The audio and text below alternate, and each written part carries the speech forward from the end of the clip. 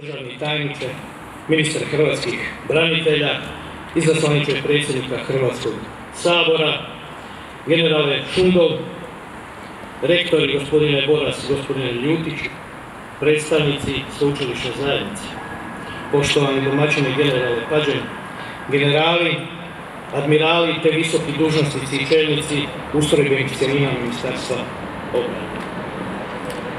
Časnici i dočasnici, pripadnici Hrvatske vojske, cijenjeni uzvanici, dame i gospodo, sve vas pozdravljam u ime pripadnika Hrvatske vojske i svoje osobno. Zadovoljstvo mi je biti danas s vama na svečanom otvorenju smještajnog objekta Vukovar.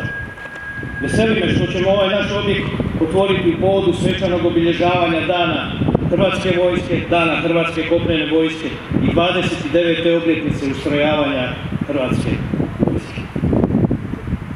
U prigodama kao što je ova, što ponosno i dostojanstveno u miru slavimo, prisjećamo se i svih hrvatskih branitelja čija je žrtva duboko utkana u temelje slobodne domovine Hrvatske.